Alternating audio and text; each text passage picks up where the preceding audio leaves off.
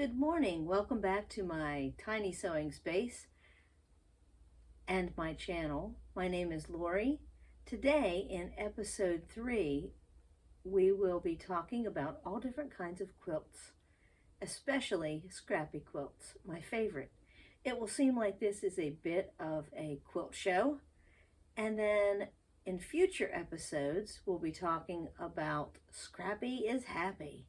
That is the name of the series for the next couple YouTube videos. So here we go. Let's start with some adjectives from Word Hippo online for the word scrappy. It also can mean that you're tough and ready to fight, but we're talking about quilts here. So quite a long list. And I just couldn't help but give a vocabulary lesson since I'm a retired teacher.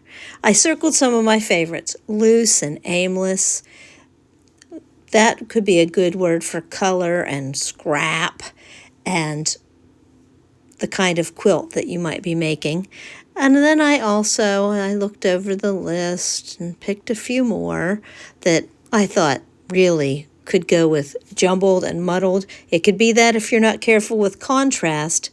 And then one of my favorites is probably this next one, spasmodic.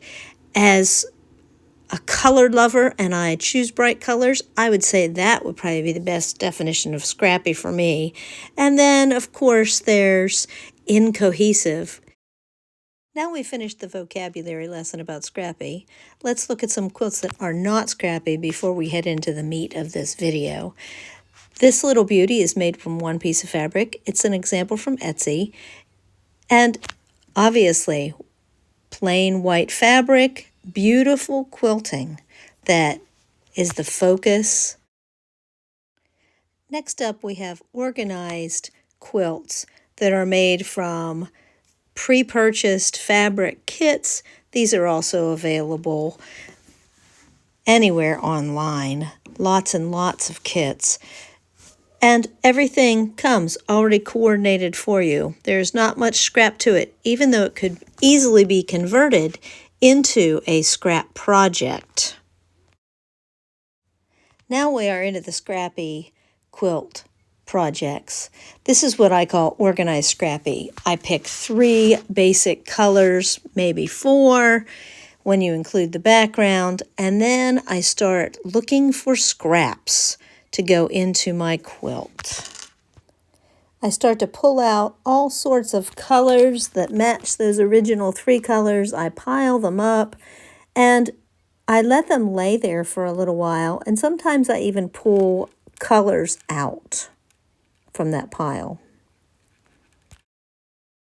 After I get the pile the way I want it, I find myself a storage container. This one's from the Dollar Tree, and I stack them in there and I let them hang out together for a while before I start to do the project. Here I have started the center big block of a quilt using the colors from that bin, and here it is straight on so it's easier to see.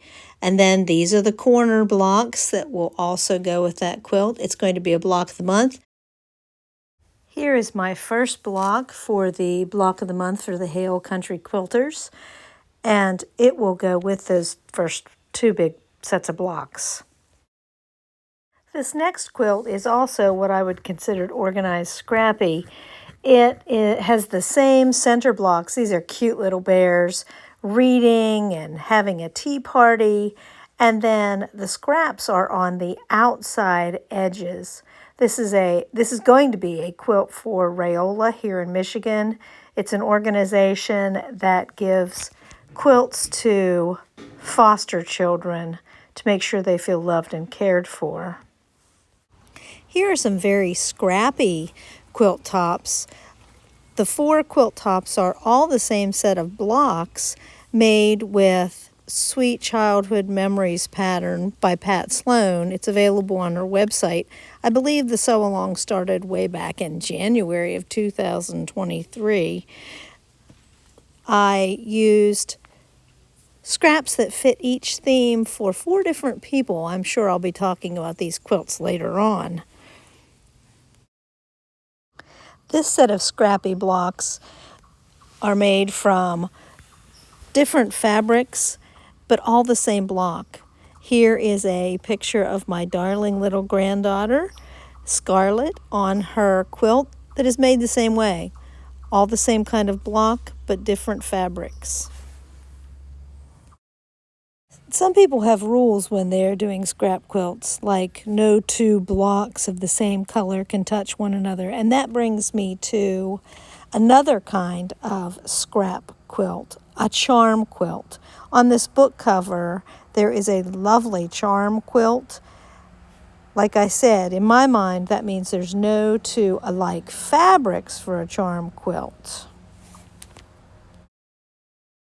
Here is what I call super scrappy blocks, crumb blocks, or foundation piece crumb blocks in this case. We will be exploring more about these super scrappy crumb blocks in episodes 6 and 7. Here is the last and the truest form of a scrap quilt. It is recycling fabric just like my grandmother used to do, and lots of everyone's grandmas used to do that quilted, made from shirts and whatever else she could find, the true scrap quilt of our ancestors. Please remember to like my video and subscribe. And don't forget to tell all of your friends. Thank you. Have a great day. See you in episode 4.